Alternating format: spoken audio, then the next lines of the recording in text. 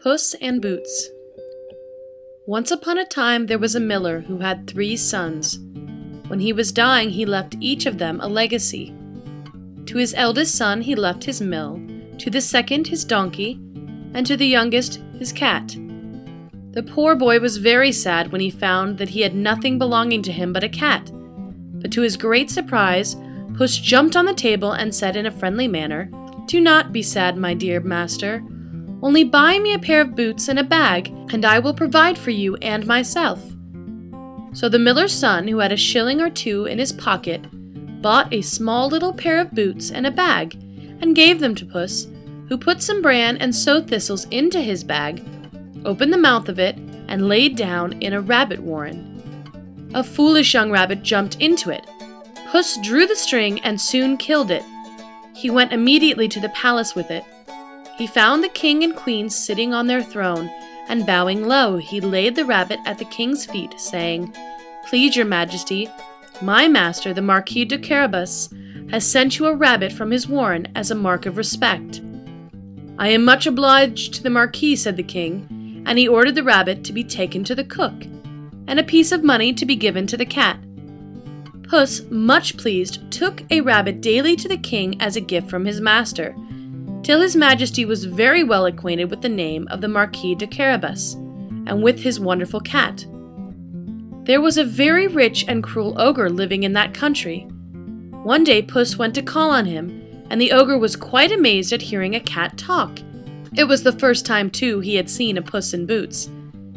"Is it true, most wonderful ogre," said Puss, "that you can change yourself into any creature you please?" "Quite true, as you shall see," said the ogre, and he changed himself into a lion and roared so terribly that the cat climbed up the wall out of his way.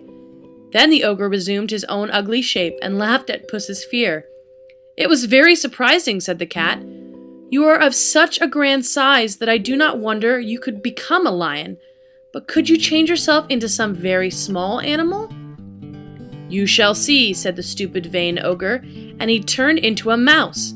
Directly Puss saw him in that shape, he darted at him and ate him up. The ogre quite deserved it, for he had eaten many men himself.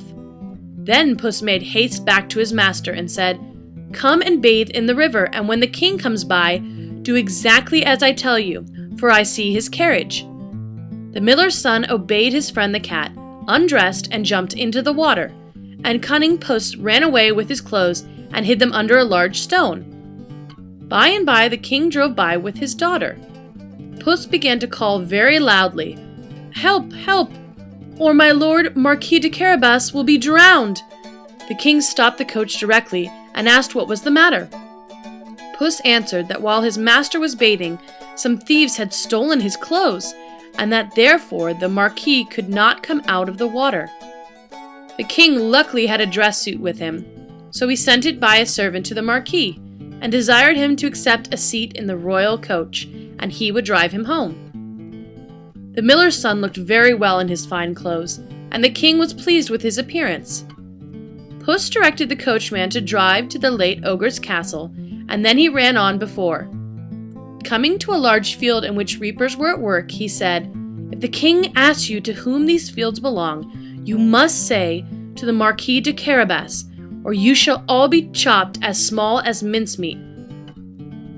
The men were so astonished at hearing a cat talk that they dared not refuse. So when the king came by and asked, "Whose fields are these?" they said, "They belong to the Marquis de Carabas." Next, Puss came to some meadows with shepherds and flocks of sheep, and said the same to them. So when the king asked them, "Whose flocks are these?" they answered, "Those of the Marquis de Carabas."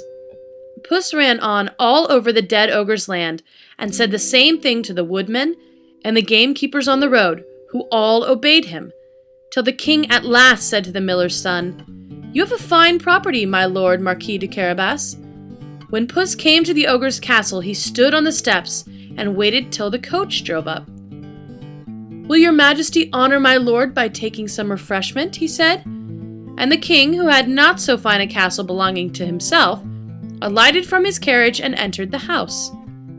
Now the ogre was just going to his dinner when Puss had called and killed him, so there was a very fine feast upon the table.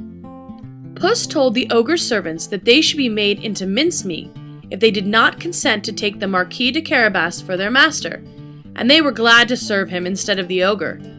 The king took such a fancy to the rich Marquis de Carabas that he gave him the princess for his wife.